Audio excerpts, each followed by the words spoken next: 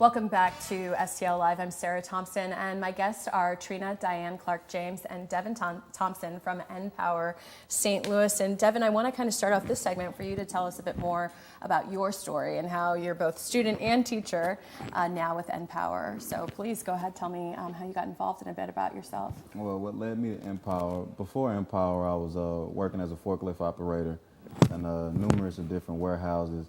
A aunt of mine, who was actually a staff member with NPower, informed me of just along my charisma, my leadership skills, I should be a good fit. I wasn't really into technology, but I was thirsty for change. And I enrolled in the NPower. I was released from prison about last year.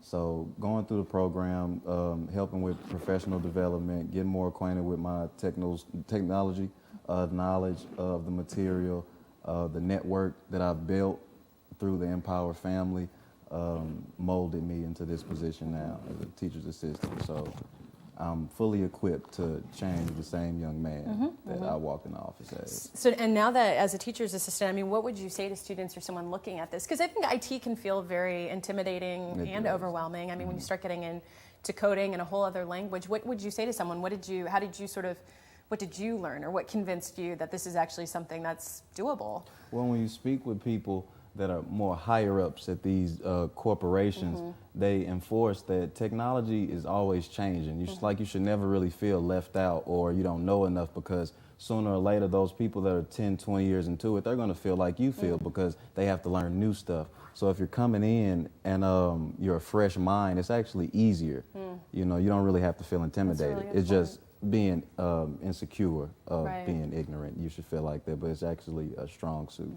And I think I'll also just add to that what we tell a lot of the young people that we're out in the community telling about the program in order to hopefully entice them to enroll is that just the way they've grown up the last 10, 15 years has been so grounded in technology that in a lot of cases they already know probably more than what they realize they know about technology. If you're at home fixing your PS2 because you can't afford to buy a new one, but you figured out on your own how to get it back working, or you're breaking the code in Game of Thrones type of video game, like you already have those fundamental skills. This is just about kind of taking them to that next level and how it can be applied into an actual family sustaining career. Right. No, I think that's a very poignant sort of point or topic, because I mean, it's pretty innate for I think for a certain age and under, it's sort of innate thing to be able to function with technology. And I think that's again another point that Devin brought up, that at any stage you can kind of jump in. Where do you see yourself sort of going from here? I mean, and that kind of leads me to sort of the question as well for you, Trina, about what people will be doing after they do the coursework, what types of jobs. But I want to kind of stay on you for a second, Devin, and where do you hope to go in like the next, what would be your ideal situation about 10 years from now? My ideal, or sooner. My ideal situation, solely because what NPower did for me, I want to work my way up. So in about 5-10 years, I plan to be. Oh, that's good. From my job. So I'm just. He can do it. I'm really with the message and the mission of NPower. That's great. I could go and do other things because the field is so vast, but what we are for, I stand for. That's wonderful. That's really wonderful. And so what would you say to current students or those coming on? I mean, what looks like their job prospects after doing the program and the course? Well, we know that no matter what industry you go into, even something that you might not traditionally think about as technology-based, like agriculture, Monsanto has become digitized. And so everything that you need to do working in that field, in music, and pretty much every aspect requires technology. And so there is a extreme shortage of skilled talent in order to meet the needs of all the different industries when it comes to having technology skilled individuals. So we firmly know that our current program, that Tech Minimums program, is aimed at helping someone get their foot in the door.